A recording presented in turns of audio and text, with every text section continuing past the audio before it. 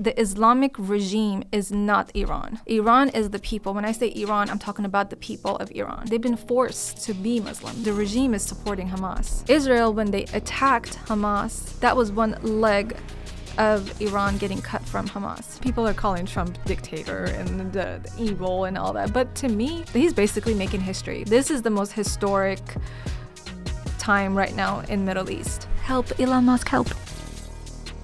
Iran is in the midst of a full-blown revolution. The people of Iran are sacrificing their lives in the streets to overthrow the Islamic Republic, a true dictatorship. And yet there are very few people talking about this.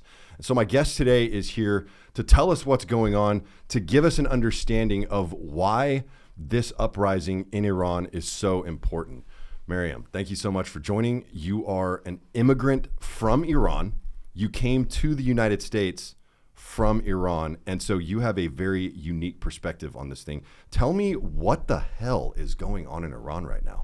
Yes, hi. Thank you so much for having me. This is huge. Thank you. We want more people to support us. We want our voice to be heard. So let me tell you what's happening in Iran. This is not new, sadly. We've been fighting this. We've been asking for freedom. We've been asking for democracy since, honestly, it's been decades. And the Shah, our previous king, which I'm constantly going to say Shah instead, king left the country 1979.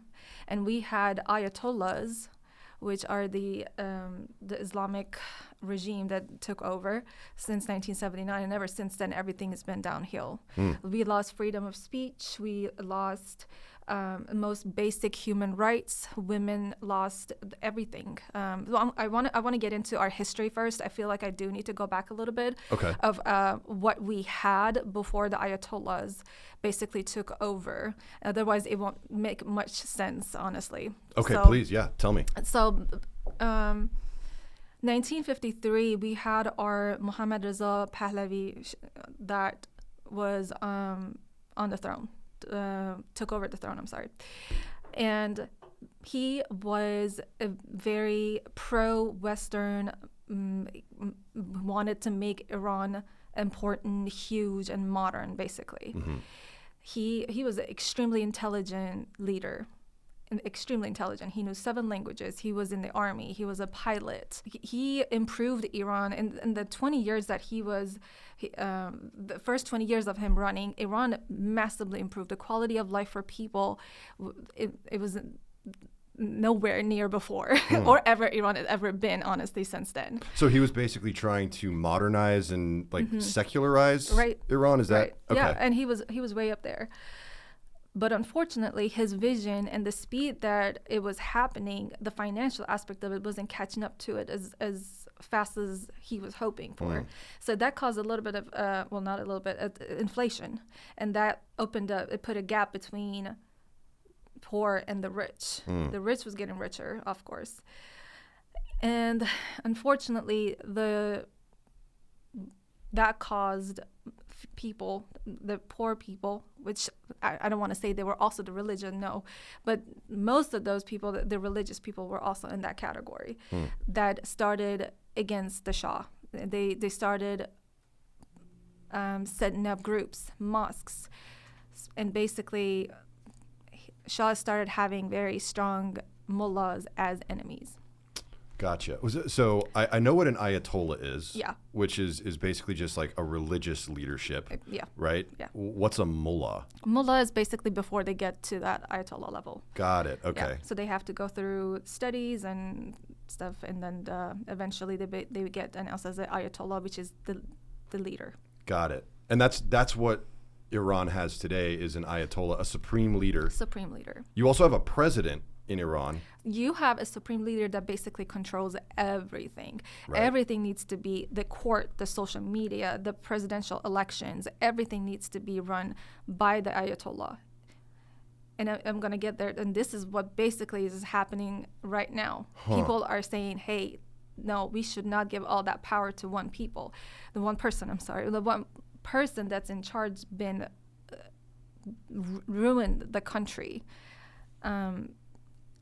and people are just not happy about it, of course, and they're frustrated. So the revolution that we're seeing right now is against this extreme religious leadership in Iran, which hasn't always been the case based on what you're saying. No. And I know, I mean, it really changed in 1979, right? Before the Shah left, he even we started nuclear deals in 1960s and 1970s. That's how advanced he was, because he knew that we were going to need electricity down the line because oil was limited. Oh, speaking of oil, 1908 when they found oil in Iran, and at that point British took over. So ever since then we constantly have this constant battle over this oil. Is Britain or the UK, do they still have any, I guess, oversight or leadership of Iran at all? Not directly. Okay. But looking at history, they never stopped meddling in, honestly, and both Britain and U.S. Really? Yeah. Okay, so there has been a lot of foreign influence in Iran. Absolutely. Currently, I mean, that's not necessarily the case. I mean, there's probably still some interest, right? I mean, we're seeing a lot of interest in what's happening in Iran, not on the news at all, which is insane. But from like I guess an intelligence perspective, I'm sure there's a lot of interest in Iran. Okay, so in 1979, the Ayatollah took over. It's been that kind of dictatorship. I mean, would you say it's a dictatorship that's ruling Iran? Yeah, it is a dictatorship. And when they took over, Shah didn't see that coming because he didn't even expect them to get so. He was seeing them as basically a fading news. So when he left in 1979, I do want to say this quote because it's. When I look back, every single Iranian can resonate with this. Before he left, which was a very sad day, January 18 of 1979, when Shah left and went to Egypt, basically he said, if I leave Iran, Iran will go down. And if Iran will go down, the Middle East will go down. And if Middle East goes down, the world will suffer. And we're definitely seeing that right now.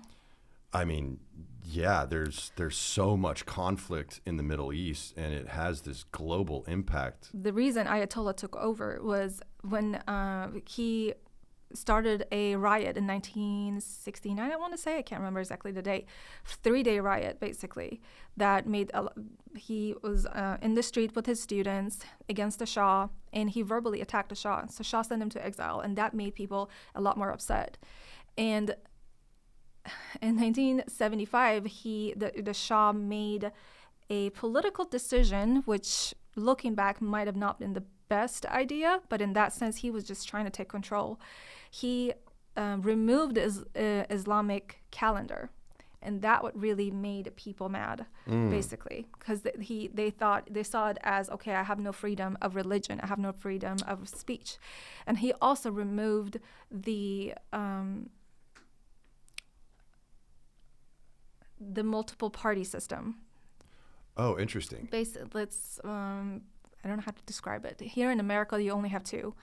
Right. So let's say... Kind of a problem, but... Yeah. Actually, I'll get back. This is actually not a bad problem to have. Maybe not. I don't know. But basically saying that let's get rid of all the Republican Party, basically. Okay. So, and people didn't like that, of course. And the Ayatollah, okay, picture this. This is this sweet, old-looking man that keeps telling people that he's going to build you the most beautiful utopia, and you need to speak up, and your words matter, and we need spirituality in our lives, and women need to do whatever they want to do. And his quote, I remember only partial. The part of it, he said that nations that doesn't have freedom doesn't have civilization, or something along those lines. Okay. So just picture this guy, right? Everyone would want him in charge. Right. So when the first day he took over, they asked him, hey, how do you feel about taking over? No emotions. He said nothing, basically.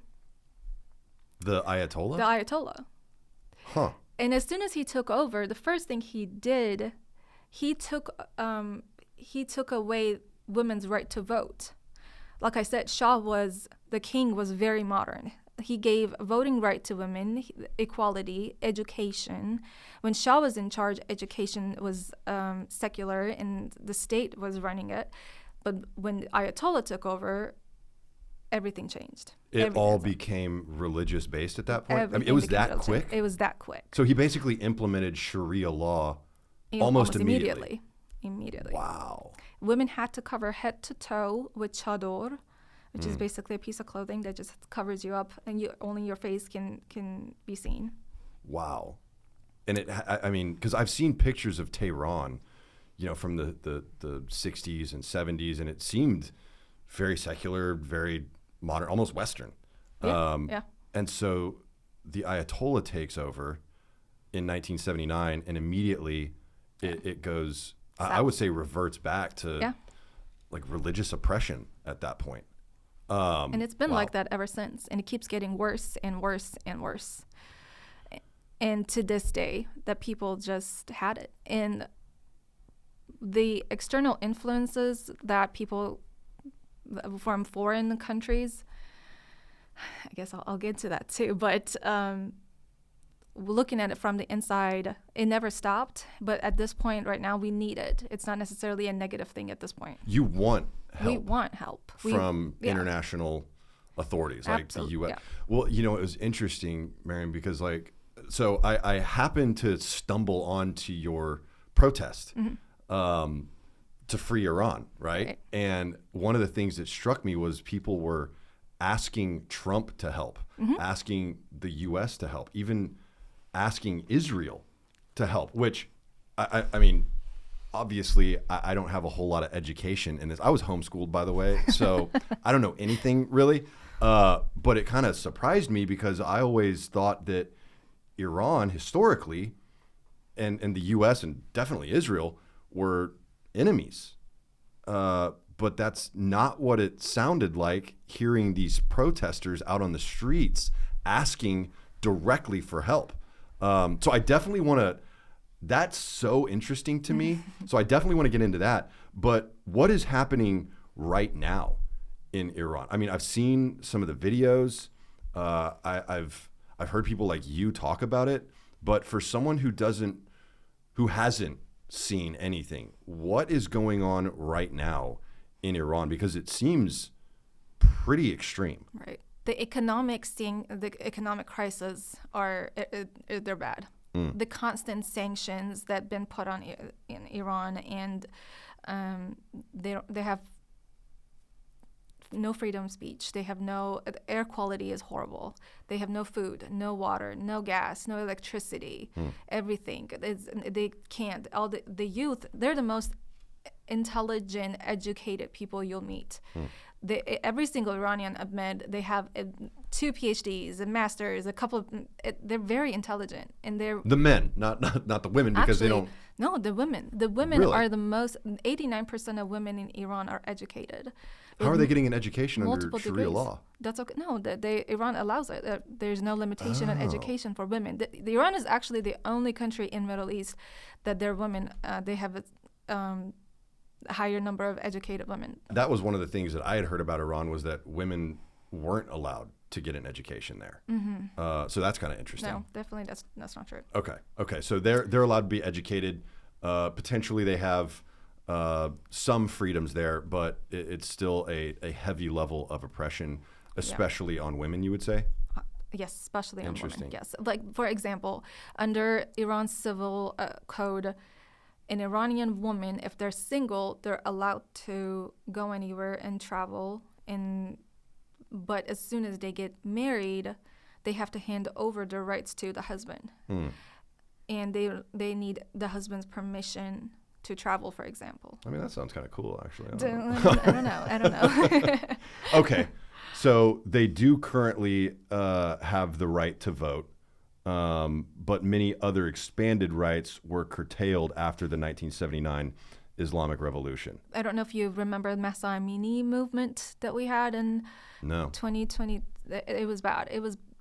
I wish I could show a picture, but basically what happened was the morality police, which basically somehow they have enough control to, if someone has bad covering or hair is showing, they can take them to, either they can give them a warning. They used to give them just warning, but just it's getting more severe to the point where they can take them to the court or they can actually imprison them. What happened to Mahsa Amini was she was stopped and was taken to prison, and she was beaten to death, basically.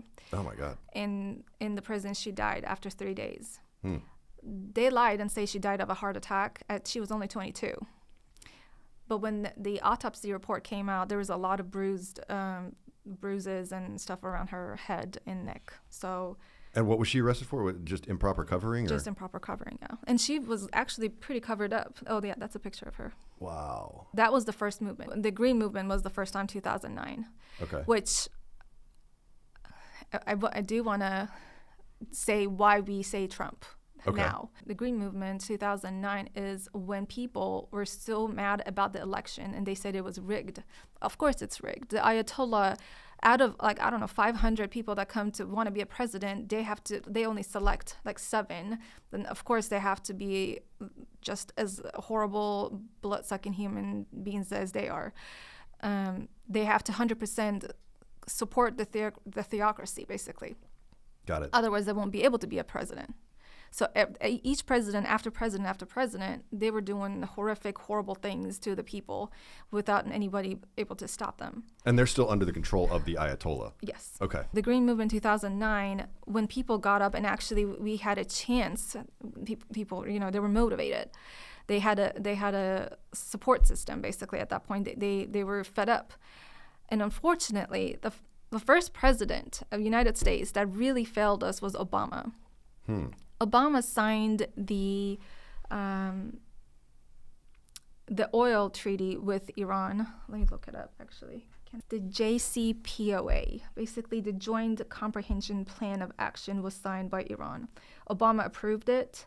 The goal was to prevent Iran from basically making nuclear weapons while lifting international sanctions that was really hurting the economy. And that was United Kingdom, France, Russia, China, and Germany on this treaty. When I say Iran, any Iranian you talk to, the Islamic regime is not Iran. Iran is the people. When I say Iran, I'm talking about the people of Iran. When I say the Islamic regime is the horrible government they have all these people in prison that took over the country. Right. But Iran never felt like the Ayatollahs were their leader. That's an interesting distinction. So you basically got this, extremely powerful centralized government in place that the Ayatollah completely controls. I mean, he's called the supreme leader, right? Yeah.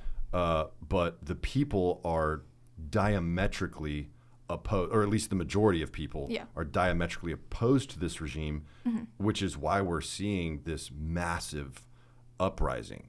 Some of the videos that I've seen are just incredible. I mean, people burning pictures of the supreme leader, burning down mosques. Yeah. Which I mean, that is kind of beyond my comprehension a little bit, because everything I know about Iran, this is an Islamic state.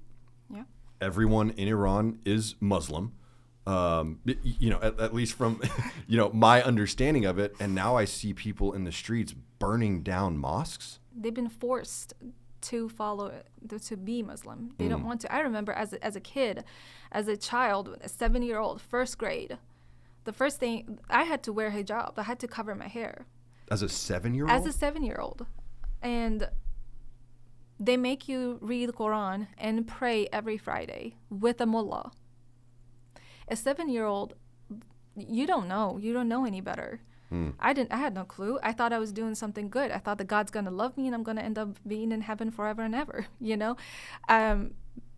When my dad had his education here, his master's at Texas A&M. But when he moved back, that's when the regime changed, so he got stuck there. But he always wanted us to still, have enough education in case if we move here. So he would go back and forth, and he would always bring me these cartoons with like Big Birds or an Elmo or whatever.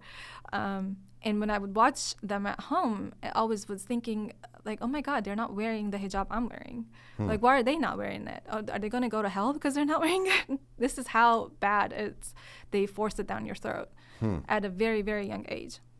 How old were you when you moved to the U.S.? It was 2007. I was 14. 14 years old.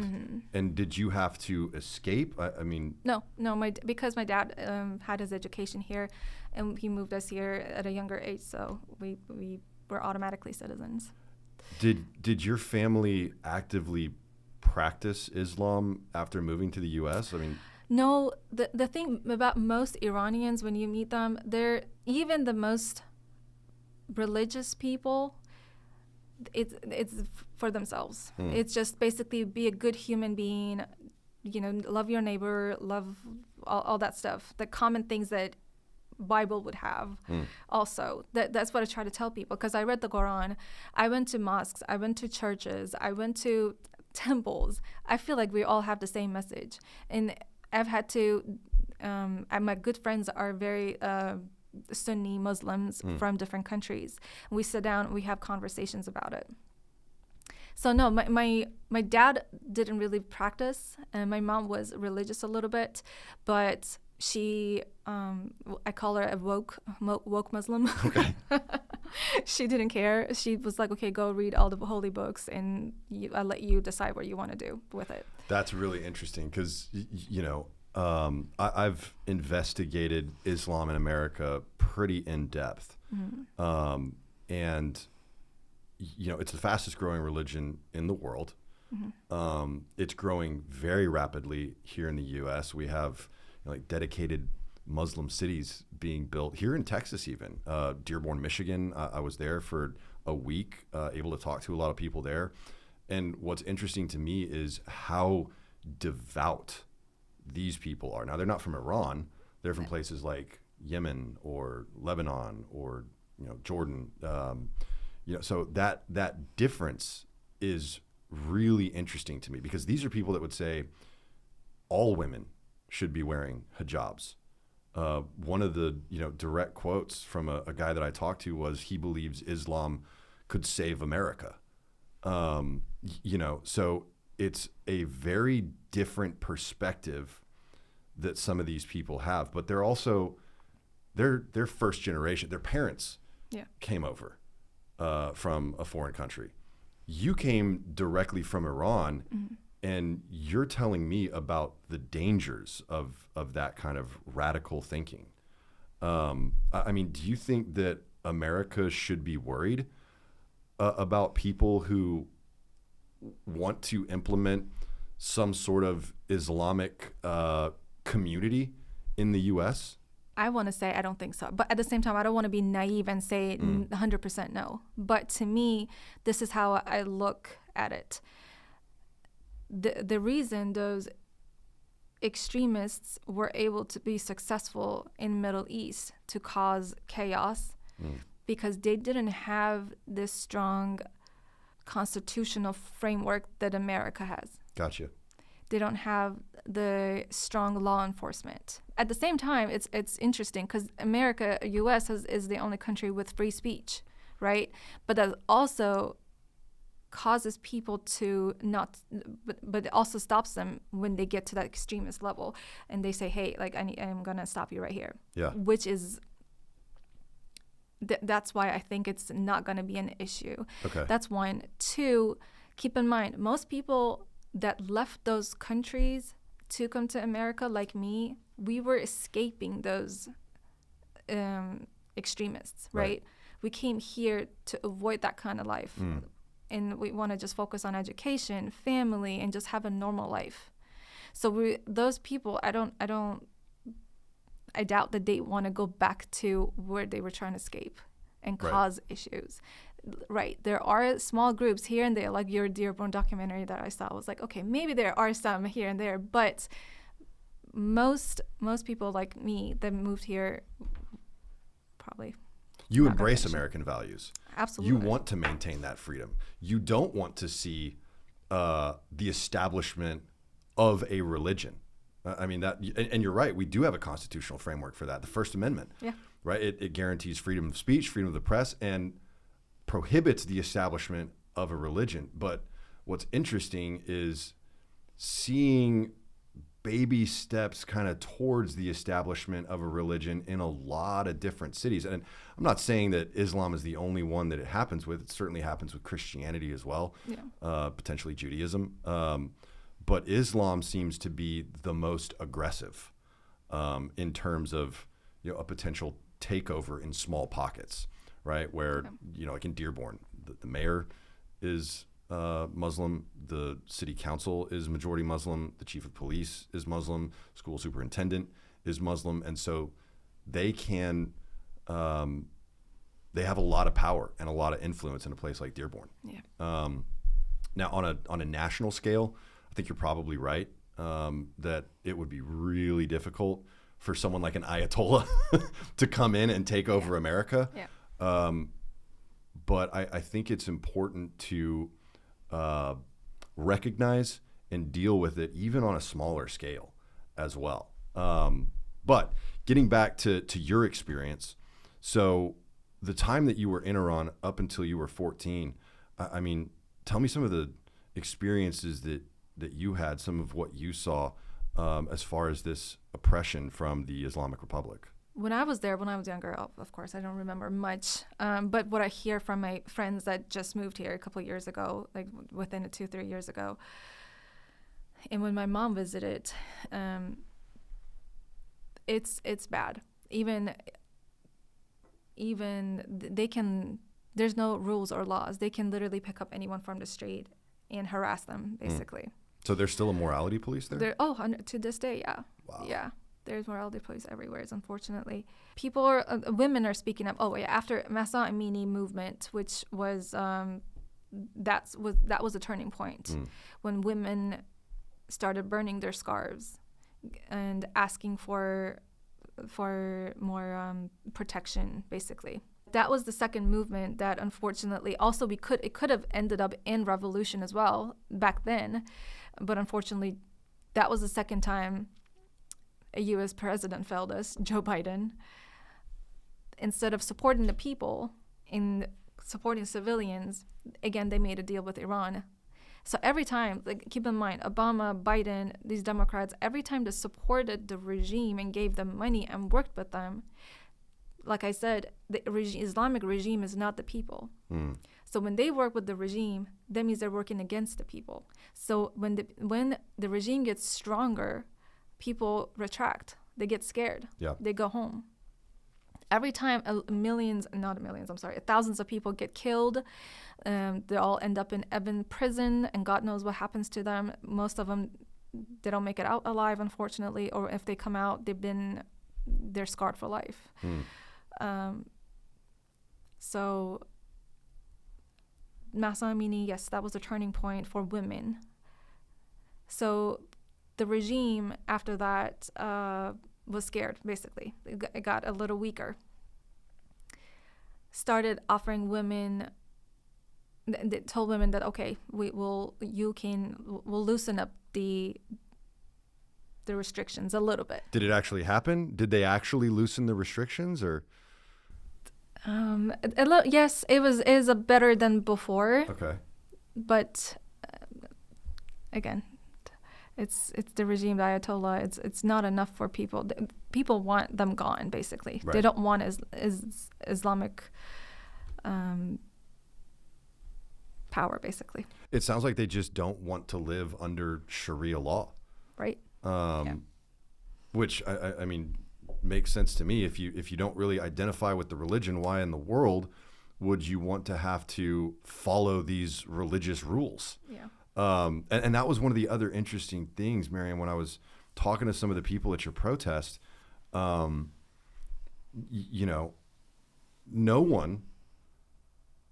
of them said that they were Muslim. Yeah. And none of them wanted to be associated with Islam, even though I think that's probably the way they grew up, because these were all, at your protest, every single person I talked to had directly immigrated from Iran, with the exception of one, and she was first generation. Her parents immigrated, right?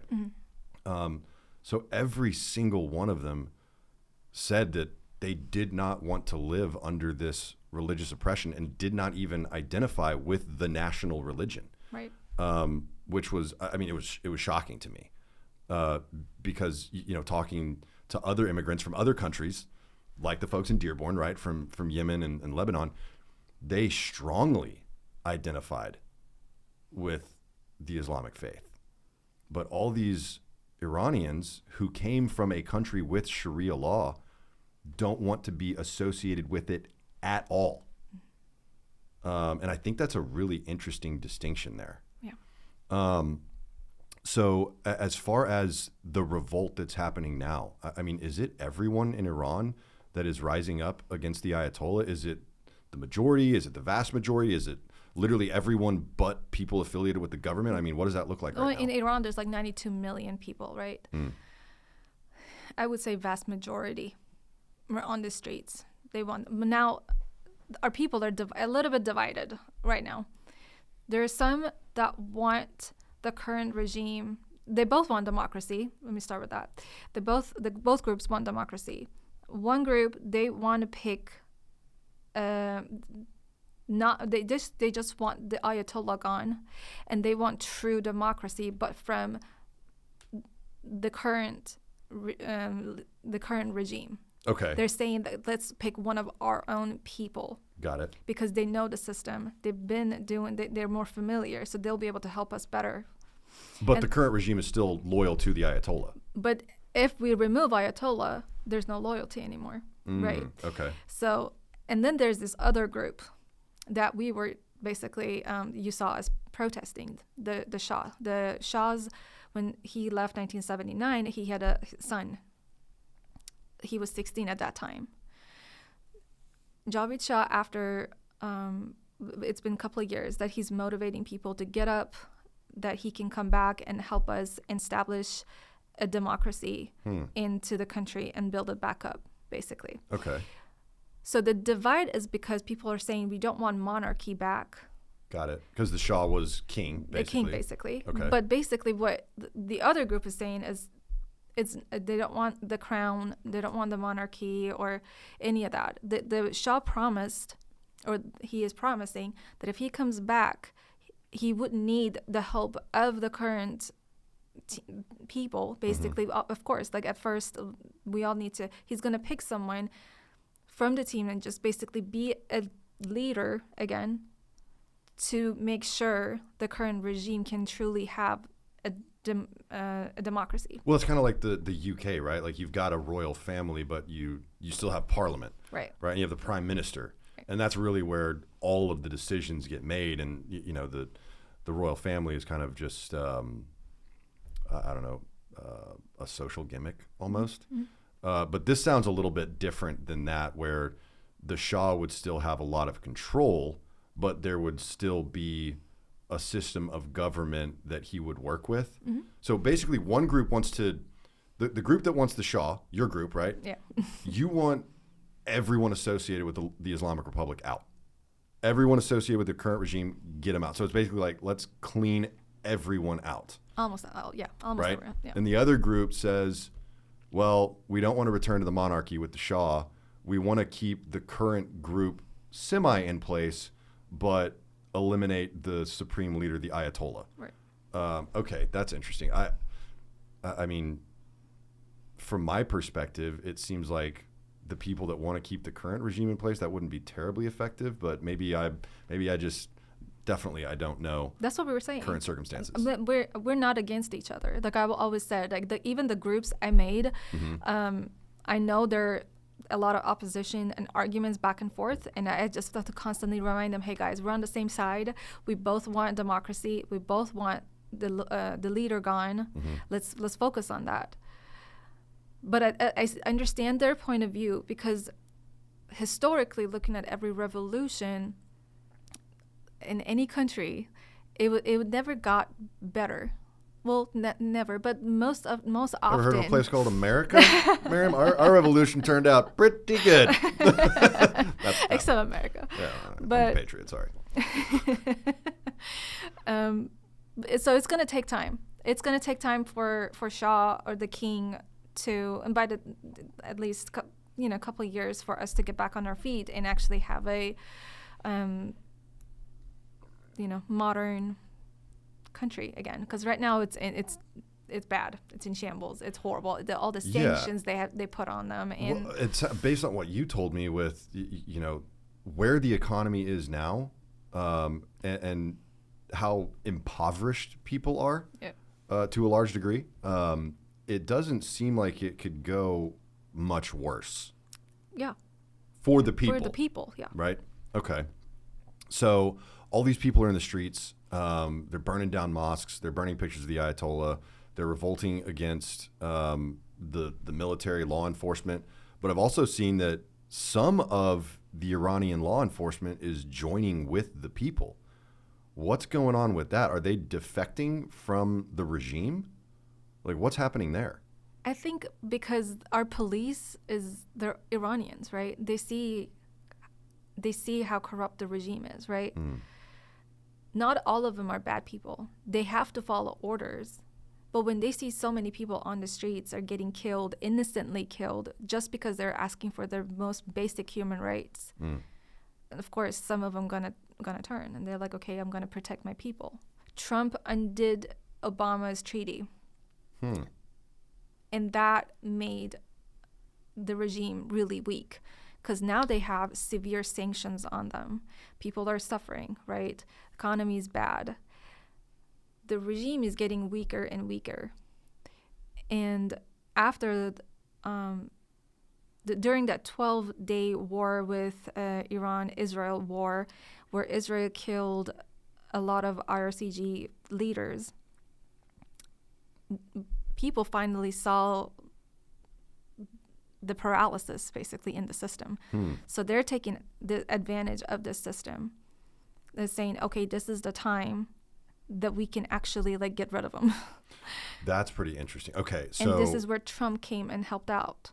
Gotcha. Unlike other presidents, he actually said, "Don't shoot your civilians like you usually do." Like at every protest, they kill a lot of innocent civilians, but this time they're killing them now within the past day or two, and this is why the timing of this is so important to me. Just Trump going on and saying to warn them to not kill the civilians. That was a good basically that kind of stopped them a little bit for a while. Okay, but there needs to be more, is what there you're saying. There needs to be a lot more. Okay. Like they don't have internet right now. This is why we kept saying, Elon Musk, we want internet. Where's your Starlink that you promised us? Where is that hasn't? I thought that was already implemented. And we don't have. I haven't heard from my family in 4 or 5 days. We Your don't know what's family's still happening. in Iran? Oh yeah. I have a lot of families there. All my friends, all their family, parents, brothers, sisters.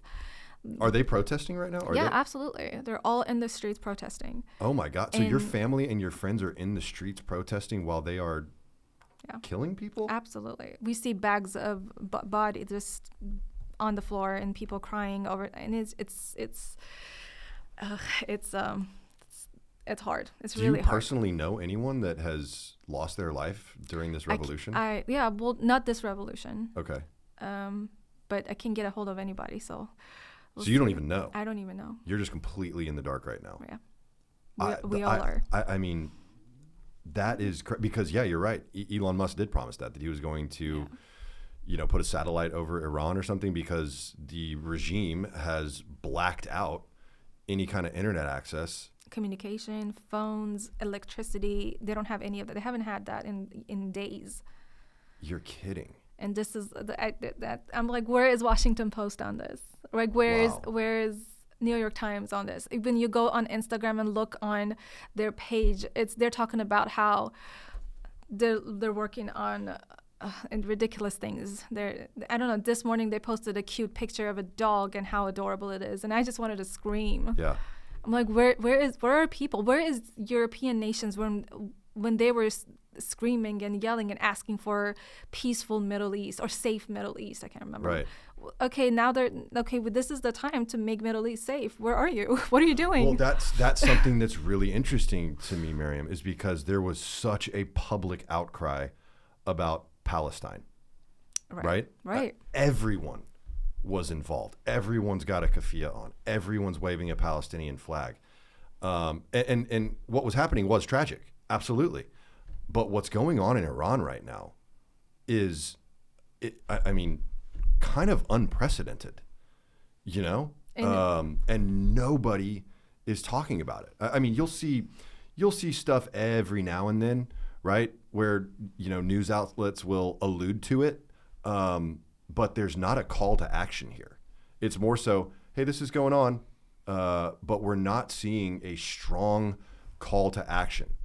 And, you know, I know that people are kind of wary right now of getting involved in foreign conflicts. You know, Trump promised no new wars. I mean, maybe that's why he hasn't taken action on Iran yet. But Iranians like you want action. We want action. You want action from foreign governments to intervene in Iran. So tell me what that looks like in a perfect world. What, you know, the American government or the UK government or the Israeli government, which just sounds so crazy to me, could do for Iran.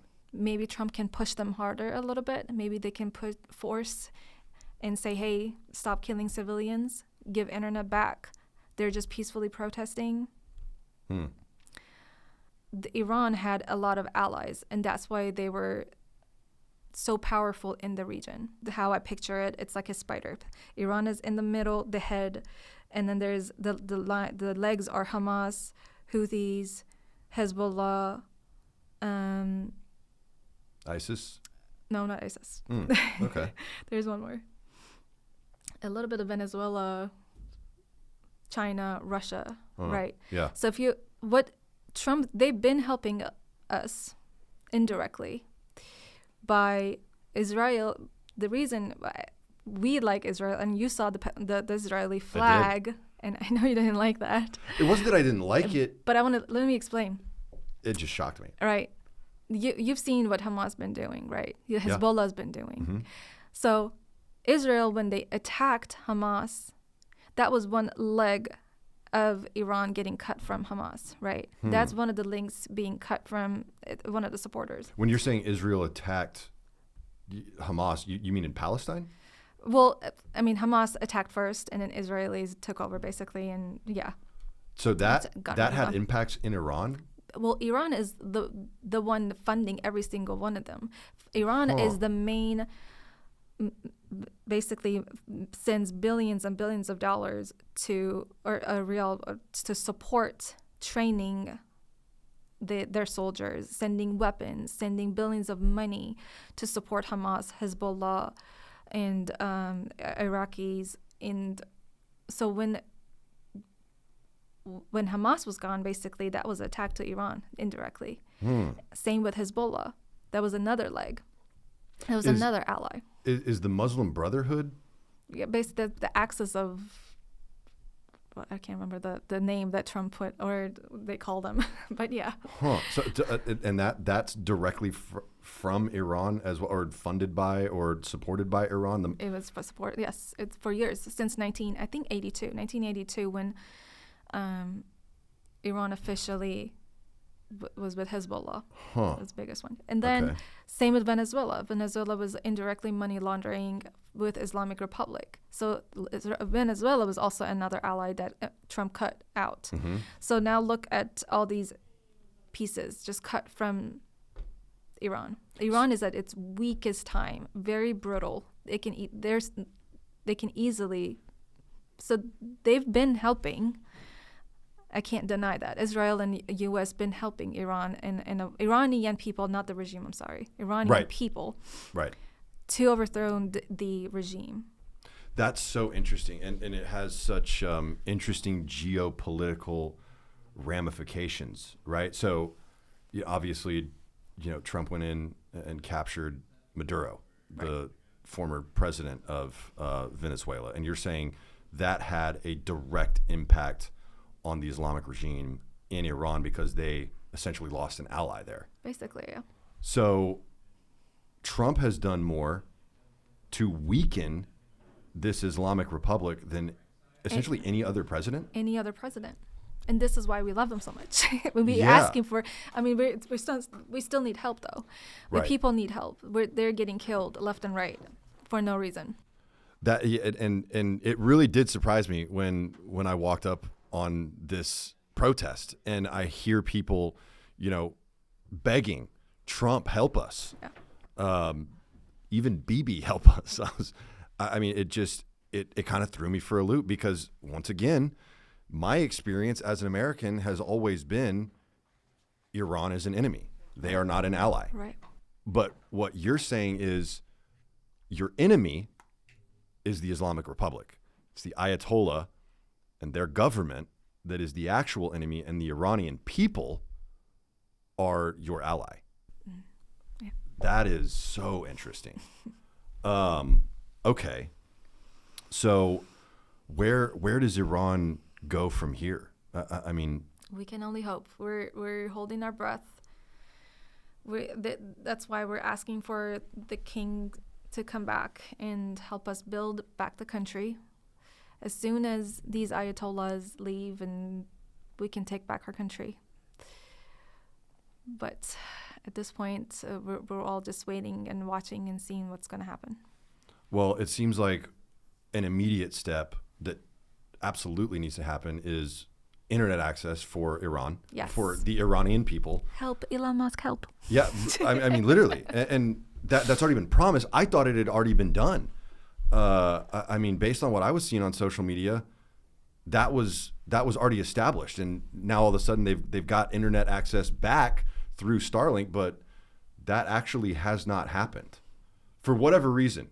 Well, at least for tonight, we all were talking today too, and during our protest, we always ask, hey, have you heard from your family? Hey, have you heard from family? And literally 20, 30 people I talked to, none of them has heard from their family yet. Okay, let's talk a little bit more about Islam in America, because I think that's something that resonates with a lot of people right now. There's a lot of interest in Dearborn. There's a lot of interest in the Somalis. I mean, this is a large Muslim community in Minneapolis, right, and Ohio for that matter. Zohran Mamdani getting elected mayor of New York, close ties to Linda Sarsour, who is, heavily linked with the Muslim Brotherhood. What do you think? And I know you said it's a personal decision, right?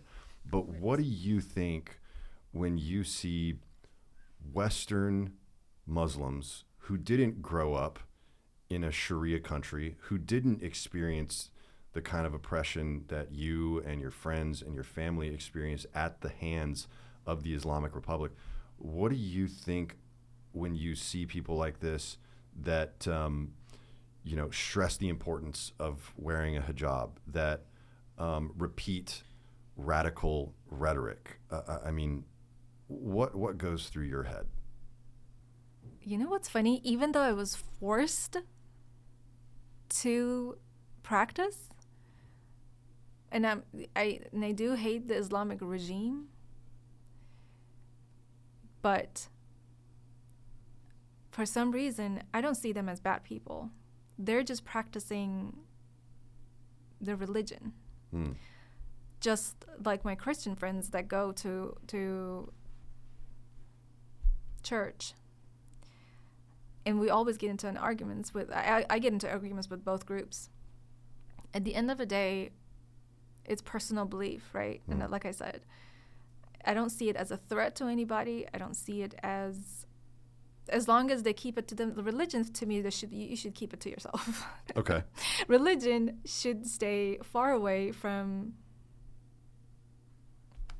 government. Got it. So that's all I can think about. I wish I had a better answer for you, but I don't see them as bad people. Everyone, some people like to be spiritual. They need that hope. They need that sense of connection to something, to feel good. It's a sort of, one time I did go to a class which basically they were talking about some some religious practice, but it did feel like meditation. We would just sit there and think about that. We're just thankful for everything we did in our lives, basically. Like, Sure. Thank you for giving me opportunity for this and this and this, right? And Right. it honestly felt like meditation. So to some people, that's really just calming and soothing. And that's my mom, basically. She's not a religious person. She used to pray just because she said it just calms her down. So as a religion, you don't see any issue with Islam or Christianity or whatever. It's when radical extremists Right. acquire positions of power and use that to push a religious agenda. Yeah, to control people. Right. Maryam, what about the people who say that overthrowing the Islamic Republic is misguided and driven by foreign influence that has ulterior motives? I mean, how do you respond to someone like that? So I did cover basically how each president had an effect on history of Iran before revolution, that I didn't get into, before and after revolution, how Britain and U.S. did basically interfere. And strengthen the Ayatollah. Some positive, some negative. So there is internal and external factors for sure. But I'm going to ask you, what do you think after I said all of that? I gave you good examples about the U.S. presidents. I talked about Israel. I talked about the surrounding countries of Iran. What do you think? To me, it just sounds like the Iranian people need help. And we need it. We need Right. that external help. Yes, it is. They did have influence. Yes, at first it was negative. We wish they could not interfere when the Shah was up? Yes, but it happened. So now we want that back. Now help us bring that Iran back. Get our country back, basically what I'm trying to say. Right. And it kind of sounds to me, and I'm not saying you're saying this, but to me it kind of sounds like, yeah, there might be some ulterior motives from foreign influences. However, the most important thing at this point is just to get the Ayatollah out. And then you can kind of deal with some of the ramifications. Right. Right. No, I mean, that makes perfect sense to me. When you explained how some of these treaties that were signed by Obama and Biden essentially strengthened the Ayatollah, that made perfect sense to me. Because theoretically they were at a point of weakness when this happened, and there could have been a revolution at that time. Yeah. But because all these foreign influencers did strengthen the Ayatollah in those moments, the Iranian people essentially lost out. And so now that the Ayatollah is weak and the Iranian people are in a position of strength and have an opportunity to essentially win back their country, Right. Y'all just need a little bit of help with that. Right. You need that extra push Extra push for sure. to get the Ayatollah out. The external influence, the foreign influences never stopped. Ever since they found oil in Iran, it's been different countries taking over and poking Iran. Yeah. Yeah. Oil is oil's a problem. And y'all have that light crude too, that good stuff. Yeah. That sweet honey crude. That's Not the like problem. that dark bullshit in Venezuela. Anyways, okay. One of the things that I thought was interesting, I saw a story about a protest, an Iranian protest in Seattle, Washington, I believe it was. And these people were protesting, saying we need to overthrow the Ayatollah. I don't know if they were on the side of bringing back the Shah or what, but they just wanted to overthrow the Ayatollah. And they ended up clashing. Well, they didn't clash with these other protesters, but there were some essentially pro-Palestine protesters that started clashing with the Iranian protesters. And I don't know where that necessarily comes from. I don't know if it's misguided. I don't know if it's just not an understanding of what is actually happening in Iran. But where do you think this misunderstanding comes from? I'm going to give a little history, just because I know this is a long answer to a simple question, but I just want everyone to have enough background and knowledge to be able to make have an intelligent perspective, basically. Unfortunately, right now there is a problem with social media. Then when you scroll on Instagram, right, you only see certain news that have been filtered, or it's in your algorithm that they want you to see particular certain things. Right. And I'm one of those. I was also, I'm not going to be like pretending that I'm smarter than the algorithm. I was one of the ones that would look at these Palestinian pictures like, oh my God, it breaks anyone's heart, of course. And immediately you're gonna say Israel is the worst. But then when you look from the inside of the people from Iran, and they've been seeing what Hamas been horrific thing Hamas been doing, especially to women and to people, you started to understand. Again, just like Iran is not its regime, Palestinian people are not Hamas. So I want to,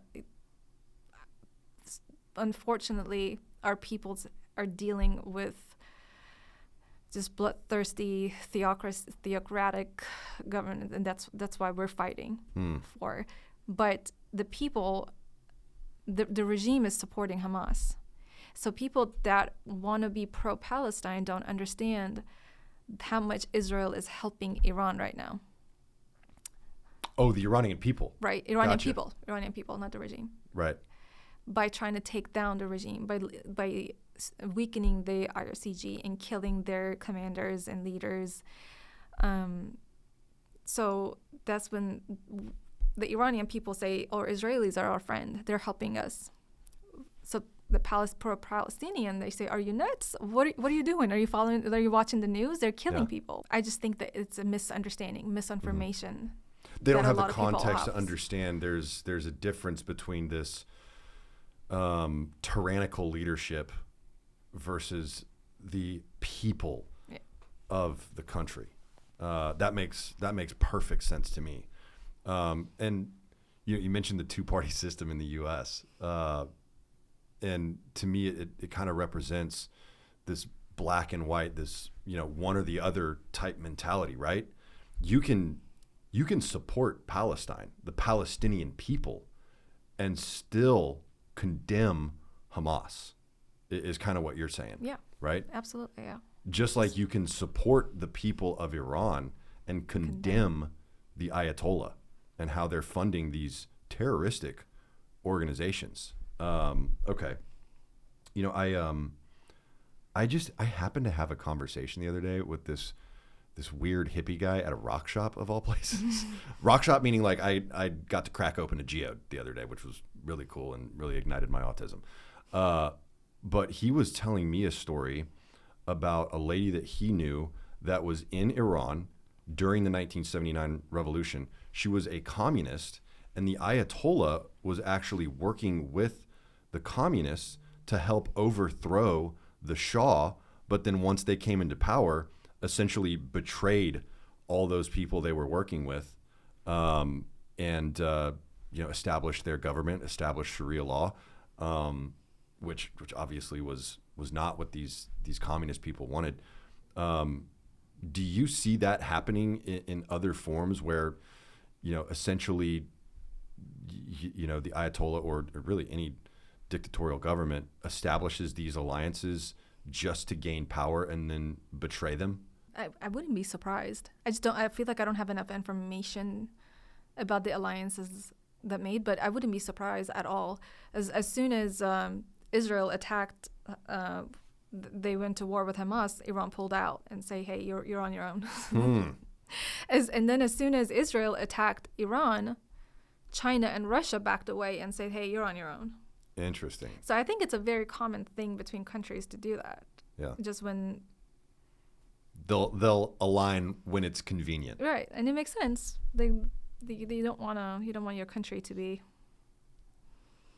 You're only there for. China was buying 90% of Iran's oil. So if they're in danger. So. why stick around? Right. Yeah, they wanted their oil, but didn't necessarily want to get involved in an international conflict. I think it's very common between countries. Yeah. Yeah. And I think we see that on a much broader scale, where you think these people that are seeking positions of power are on your side, only to find out after they secure that power, oh shit, they don't care about me whatsoever. I think we see it in American politics all the time. All the time. What would be your message to just normal, everyday Americans like me who don't really understand the dynamics, the very complex dynamics in Iran? What would your message be to those people? I really want to ask them to have a more curious mind, to question what they see and what they read. Try to have a curious mind, dig in without any bias or without any previous judgment about any country. Try to read about their history. And then if you still decide, then make your own decision, basically. Try to come up with your own decision. Just because there is a certain movement, I feel like people just follow it blindly just because of, I don't like to call it hype, but it is, really, unfortunately. I just want them to read about history. It's fun. It's a lot of fun, and you learn a lot, and it changes your mindset. I don't know. The whole reading is fun thing. I mean, I don't agree with that. I made history really fun today. Come on. You did make. You know what? You made history really fun, and maybe it's because I'm so interested in, what's happening in Iran and on the broader scale of, Islamic extremism. Quite frankly, I mean, I have a lot of interest in that, and I mean, the stuff that you're talking about. I think it's important for people to understand, not just from the perspective of how to help the Iranian people, how to support Iranians here in America that just want their country to be free again. Yeah. But also to understand, how do we prevent what happened in Iran in 1979 when the Ayatollah took over and established the Islamic Republic and implemented Sharia law? How do we avoid that in the U.S.? And I don't think it's just from the Islamic perspective. I think it's anyone who wants to come in and establish this dictatorial mindset, this extremist mindset, whether it's, from a religious perspective or a seemingly innocent ideological perspective. We just have to be very careful that we don't let evil people achieve positions of power. Yeah, basically, yes. Right, but cool. like I said, your constitutional framework, I can't even even imagine that. Other countries don't have that. You guys have very strong, I don't know. I don't know enough about that. Sorry, but you're right. Hey, what do you say to the people who claim that America's evil? What do you think about that? Think about people who say that America is the great Satan. Who says that? I mean, people say it. Really? Yeah. People say that we're the worst country, that we're oppressing people. Huh? We're Babylon. Yeah, we're Babylon. Yeah, that's it. Yeah. I mean, people say it all the time. You're the world police to me. Police can be bad a little bit sometimes. But honestly, I feel like U.S. is like, I'm a pharmacist, so this is going to be a really bad cheesy. Oh, I need some prescriptions filled. As a matter of fact. Oh, whoa. Woo, me and Josh are going to party tonight. No. Right. Well, But this is how I describe, people are calling Trump dictator and the evil and all that. But to me, Trump is like a really effective medicine, basically. He's doing something. He's basically making history right now. This is the most historic time right now in Middle East. He's making Middle East safer. Yes, there are certain things that he does that I'm like, ugh. And those are the little side effects that you get from the medicine. They work great, but they have tiny side effects. So. No, wait, are you a U.S. citizen? Yeah. Okay, so you're not just saying this so you don't get deported. No, You I actually can't. you actually think Trump is Right. a good leader for the U.S. And I challenge you next time, if we're going to have more protests, I challenge you to come and talk to him and ask him the same question. Not a single person in that crowd is going to say anything negative about him, just because of how supportive he's been to our people. Wow. Well, I don't even know how to feel about that. I mean, I'm personally not a Trumper, you know, but I do think there's a level of rhetoric against him that's kind of crazy right now. People would call it Trump derangement syndrome. Yeah. I think there's definitely a little bit of that happening. But to say that, I mean, he's doing the most for the people of the Middle East right now, that is not what you hear from the American media. Don't get me wrong. The first round when he was elected, I was one of the ones that laughed. And I was like, there's no way. This guy, really? But then when he killed Qasem Soleimani, which was the main guy in Middle East, the most powerful army, I was like, okay, wait a minute. Maybe he's onto something. Interesting. Do you think it was appropriate for him to call Tim Walz a retard? No.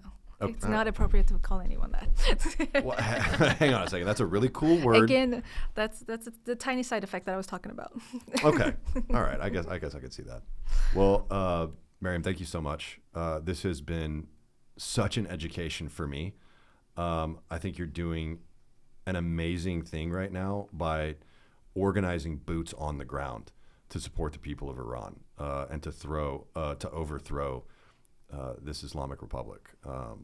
I can't thank you enough for being here and for the work that you are doing. And please let people know how they can support. What can someone who's watching this do to help you or your movement or the people of Iran or anything? Just speak up. I really need everyone to speak up about Iranian people. If Washington Post is failing us, the media is failing us for showing the news, please spread the word. If you see protests, share videos. I need a bigger push from the president. We need, like I said, we need internet. That's the main thing. And if we get internet back, then in a bigger push from Trump, basically, we need this regime fall as soon as possible. Any minute that we wait, more people are dying on the street. So I need all hands on deck. I need all the support we can get from everyone, all the countries. I understand if you're pro-Palestinian, if you're anti-Islam or whatever, let's just put all that aside. At the end of the day, there are innocent people getting killed. Is there like a scarf we could wear or something, like a keffiyeh? I mean, let's like get something cool going, you know? And we don't wear keffiyehs, but we can wear, we've been wearing our flags with the lion and the king, which is the Pahlavi king, the king's flag, I mean, around us. I've seen that. That's a pretty cool flag. And it looks like a Mexican flag. I mean, Josh, we could just take one of your flags. I know you have tons and tons of Mexican flags. I actually only have the pussy hats for me, too. That's what I usually wear to all protests. Oh, God. All right. Well, Josh is no help here. No. But, I mean, Mexican flags are pretty readily available in Texas, so all we have to do is just let's not stamp get Mexican a line flag on them, you know? Yeah, well, the lines are the other way, but okay. Yeah. I mean, we just got to do what we can. I will get you as many flags as you want. Oh, perfect. I would love an Iranian flag. I think they're kind of sick. They are. Yeah. They're pretty cool. The lion flag is. Oh yeah, you gotta admit the lion with the sun in the back. Yeah. Unique. It's pretty rock and roll. Yeah. I like that. All right, Free Iran. Thank you all so much for watching. Please like, comment, and subscribe, and we'll see you next time. We love you. Bye.